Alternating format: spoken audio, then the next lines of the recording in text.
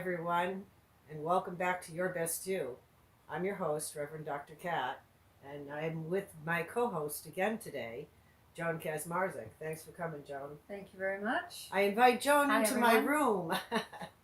This is where I do my office work, so we're on remote with Nutmeg TV. Such a blessing to be able to do a program. And I said it 3 times for a reason, because it's taking a tremendous amount of work for everybody to do it. Yeah, that's true. So kudos to Nutmeg TV, the what we call local community television network in Connecticut, and we've been broadcasting shows for the whole COVID season. Yes, we have.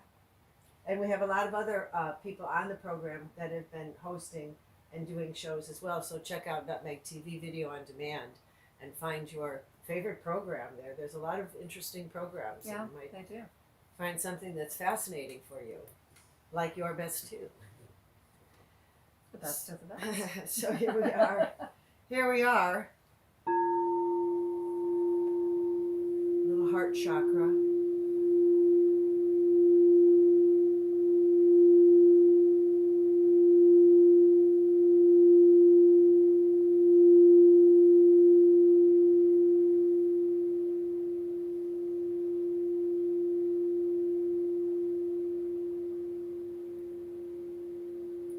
Many blessings.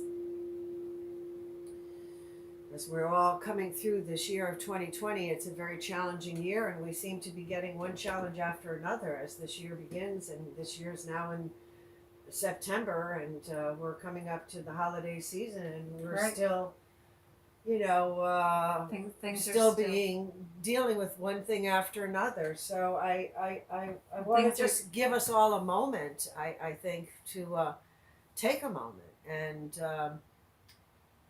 I guess I could say, congratulate yourself for a job well done. And we oftentimes have these moments where we do things and then we just move on to the next thing, and we don't take a moment to reflect and consider, wow, what have we been through and how are we handling it and what are we doing and where are we going directionally. And, because if we don't give ourselves that pat on the back, probably not going to get it from anybody else.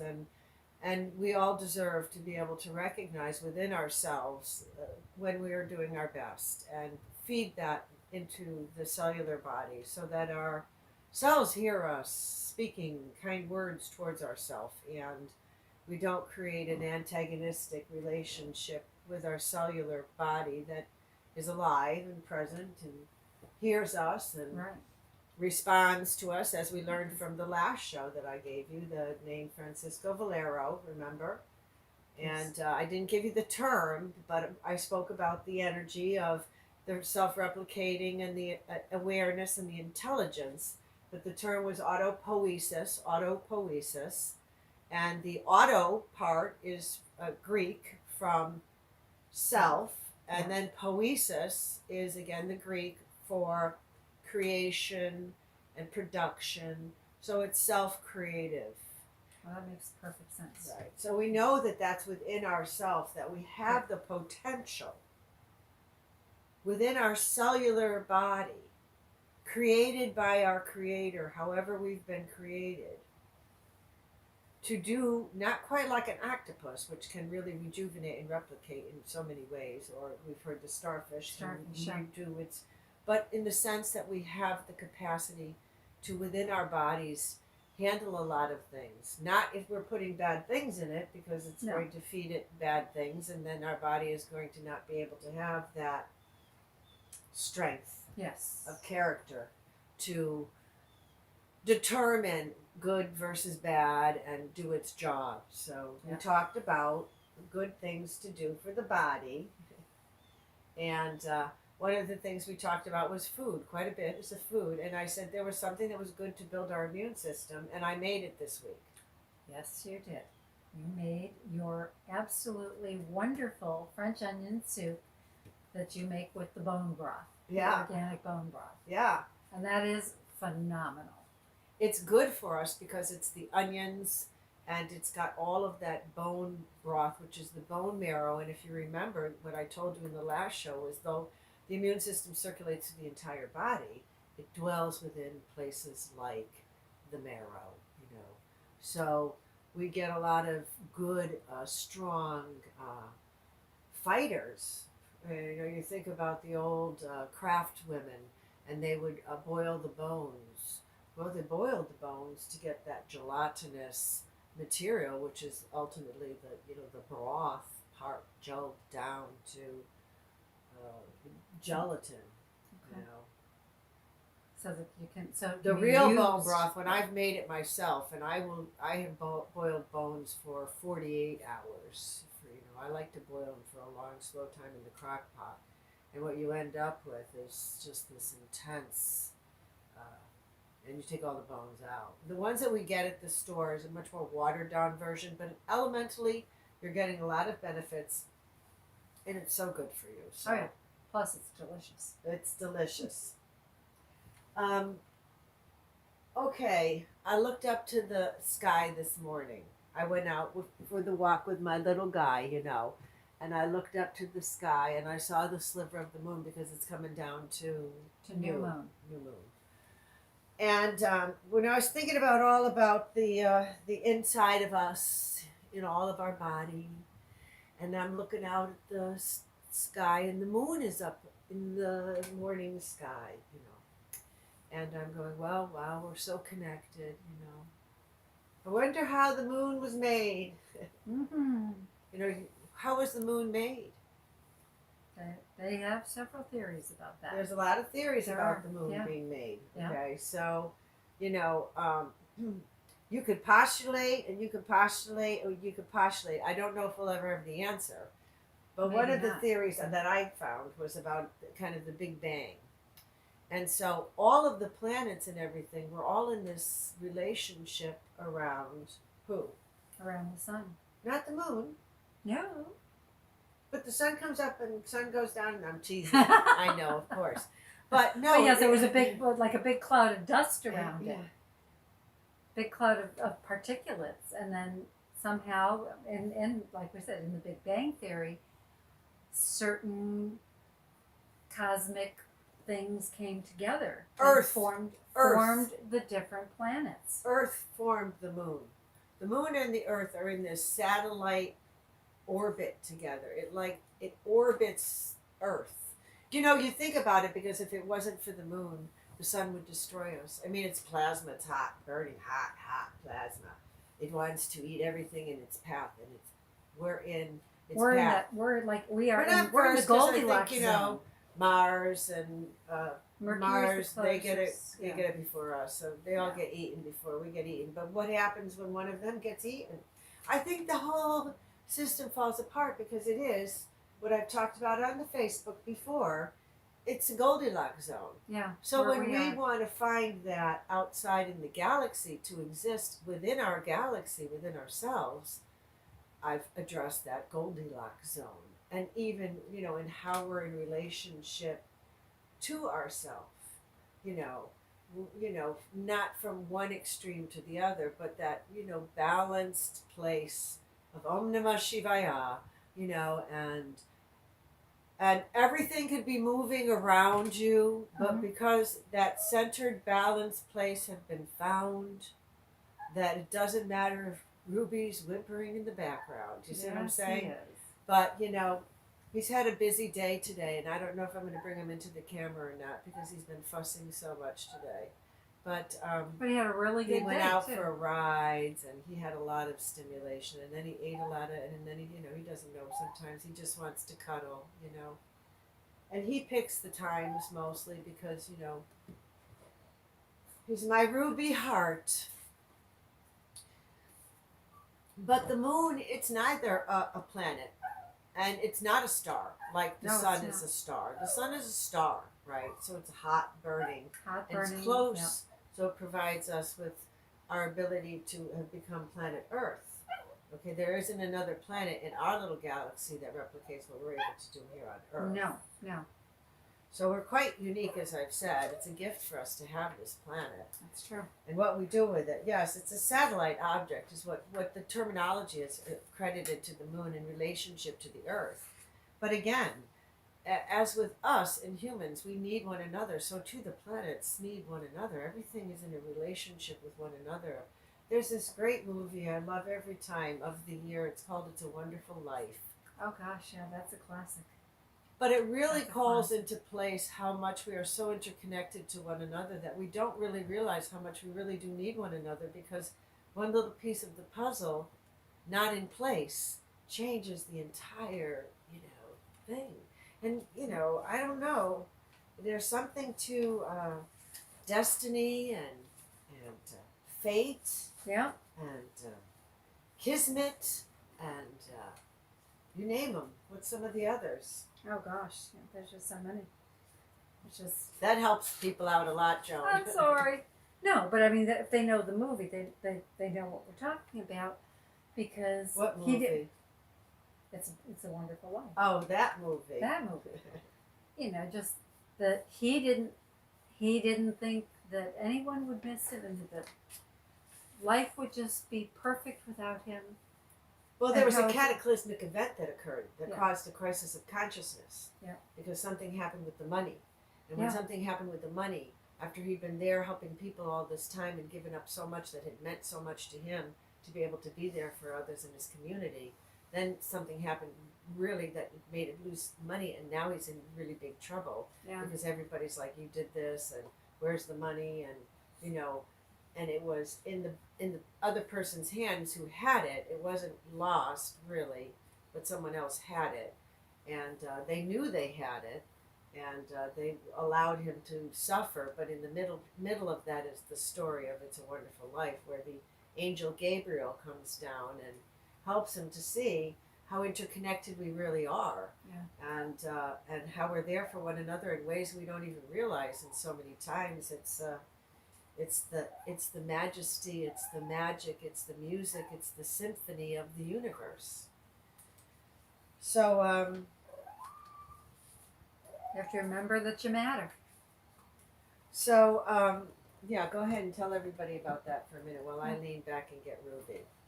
You have to, there's the big thing about, life mattering, Black Lives Matter or whatever. I think everyone's life matters, regardless of your color, regardless of whether you're a human or an animal, all lives matter. And we need to remember that and remember how special we all are. Yeah, all lives matter, but let's not forget that we have a whole Black Lives Matter movement going Yes, on, and we I do. don't like to get into the political No, political no, no, we don't correctness. wanna So get when you into say that language, that kind of brings up another thing for me, because there's a lot of languaging that's so very important, and yes, it's you matter, and taking care of yourself, and Yeah. yes, all lives matter, but that's a whole political Yeah, argument now, right, and right. But we I just need- really don't want to do a No. political show. No. So But we're just saying and that I know you everyone- bring it in. Everyone matters. Yes. And everything that you do, everything, you are all so special. And you all are very precious. So here we go. I'm back, and I know that I've talked a little bit about the planets and how we're in relationship to them, and how they're in relationship to each other, and how important Joan is saying how it is for you to be in a positive relationship with yourself. I know that's what she's saying. Yes. And when you can look at yourself in a way of understanding that you do really matter, then you have a different relationship with yourself. So if there is anyone who is out there who doesn't feel like you're important, or who doesn't feel like you matter, you do matter. And because everybody's been going through a lot of isolation, and this has been a cataclysmic time for a lot of people. It's been a huge mind shift. Okay, so depending upon where you are in the universe, and if you happen to be young, if you're blessed, now that's if you're blessed, you're going to have a longer life that will be healthy. That's not a given here on this planet. No, So understand that how we are in relationship to one another, whatever term you want to use, call it karma, call it whatever we put out is what was returned. That's kind of what's going on. Everywhere you look, you're going to notice it if you're observable.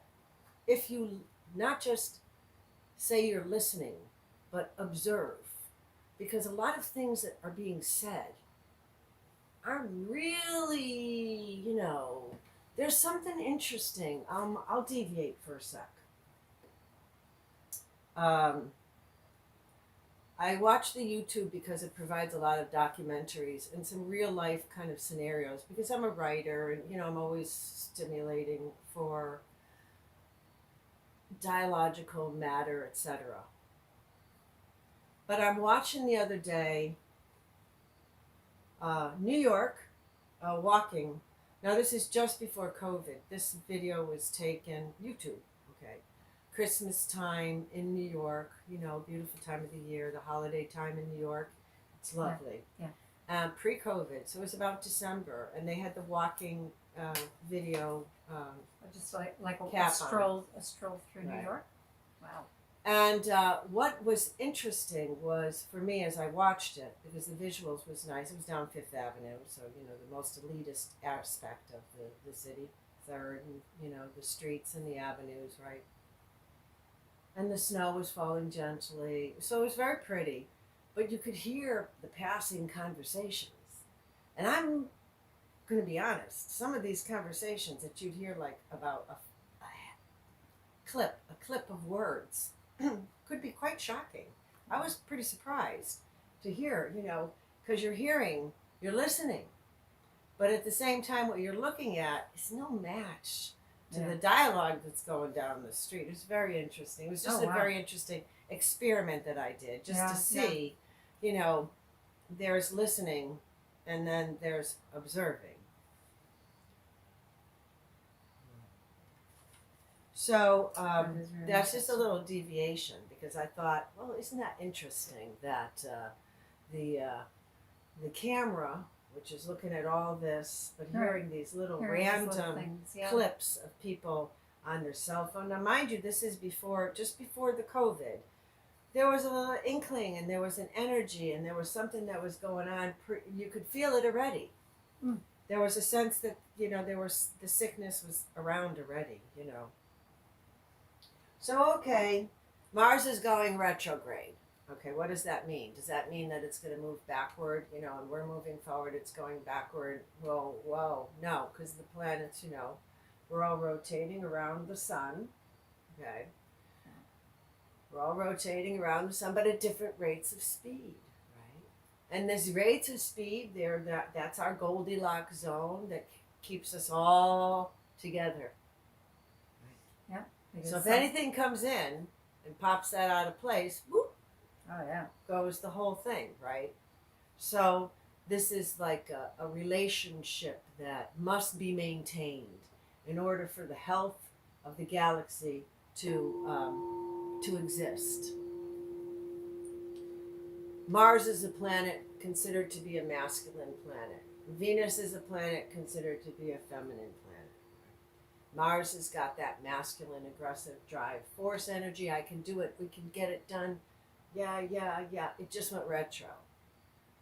So there's a shadow period before and a shadow period after. We're in the now part because we're right after September 11th, 9/11.